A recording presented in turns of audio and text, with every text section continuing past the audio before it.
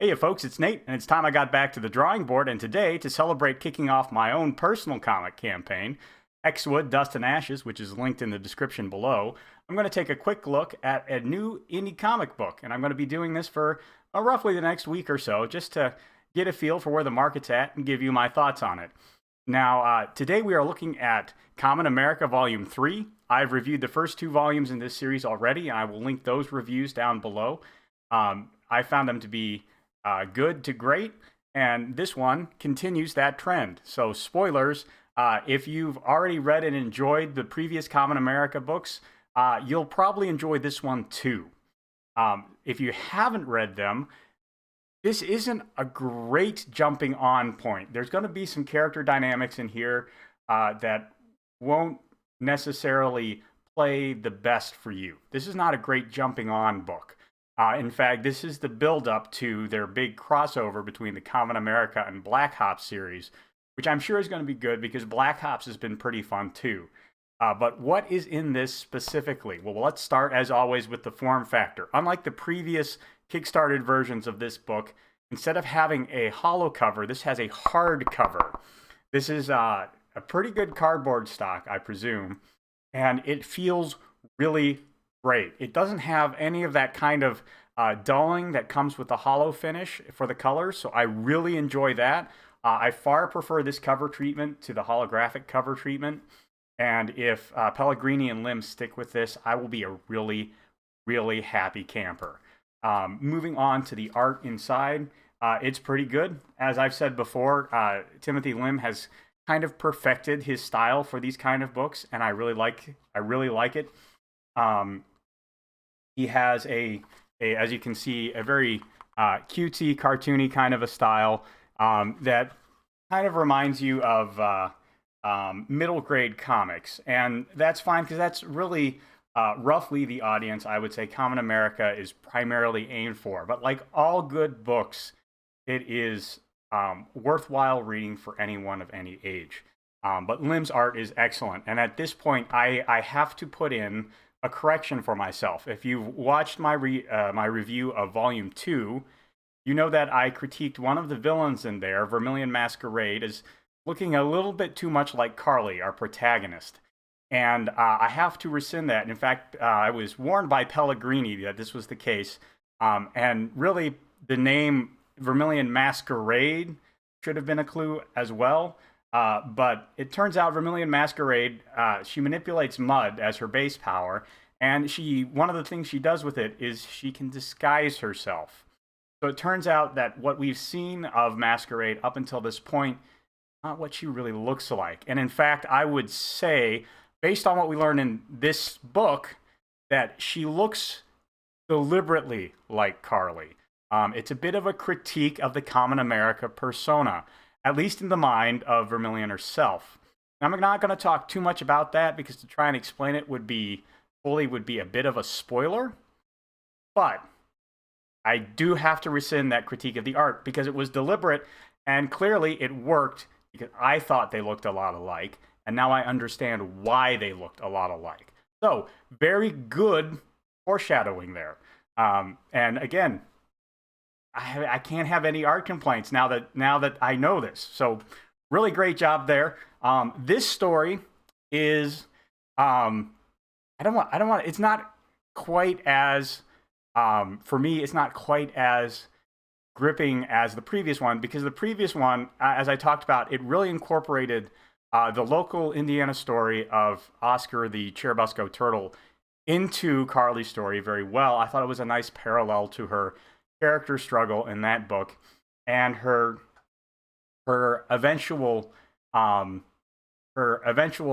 character arc resolved it very well, in contrast to Gail Harris, who is of course the man who hunted Oscar the turtle in Busco back in the 50s. So I really appreciated all of that layering, all of that nuance, that incorporation of local Indiana folklore into a story that takes place admittedly in a fictionalized part of Indiana, but still in Indiana. And this story does not have that extra layer to it. So for me, that was a bit of a step down. I know there are a lot of people who are just not familiar enough with Indiana to really maybe catch that nuance in the previous one, and you're going to find this to be on the same level of quality in that case as the other books, I think. This is a great story. It develops the characters in interesting ways. Carly's primary conflict is that she is becoming a little bit obsessed with her own image, almost in the way that her, what was his name, Lansky? Yeah, Lansky. So this is Lansky, and he is her former manager for Carly. He was very obsessed with her reputation and making her look good, and he was very underhanded in the ways he did it. And while Carly has not become underhanded yet, and she probably won't after the events of this book, she does become a bit obsessed with her reputation. She does a lot of, she plays a lot of town fairs and that kind of thing to build up her reputation. She goes on television. She has her lackeys doing, kind of stage shows with her. It feels kind of artificial, and that's deliberate because it is pretty artificial. Carly has kind of lost herself. And due to that, we get a lot of good character development.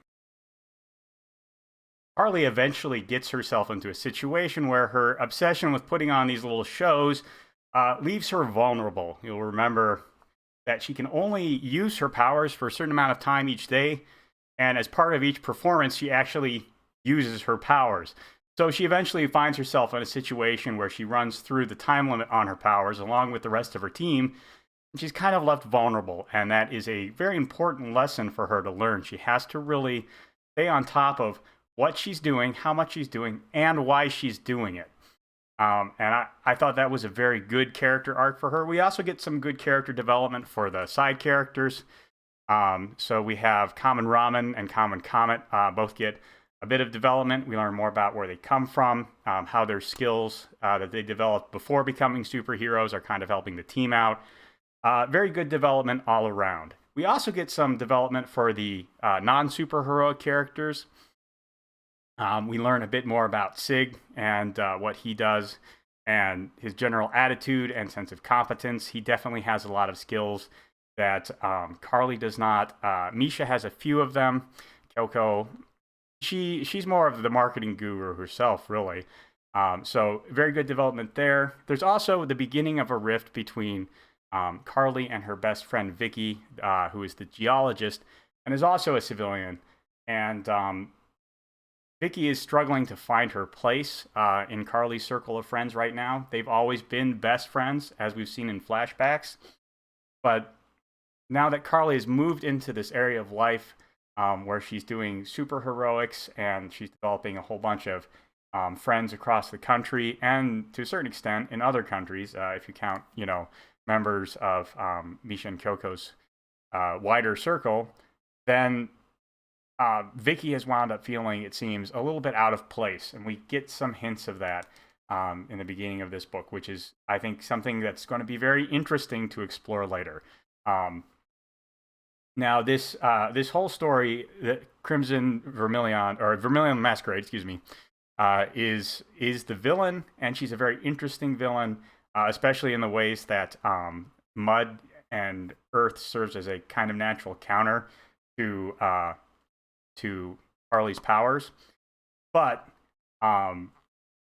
in some ways, this feels more like a setup because it begins with Vermilion being the primary villain, and it ends with us still thinking she's going to be the primary villain. And she's definitely going to be part of the crossover in Kamen America X Black Ops, and I'm looking forward to that. And I do appreciate the character development and the natural arc Carly has in this book, but I feel like a secondary villain to be definitively put down would have made this book a little stronger.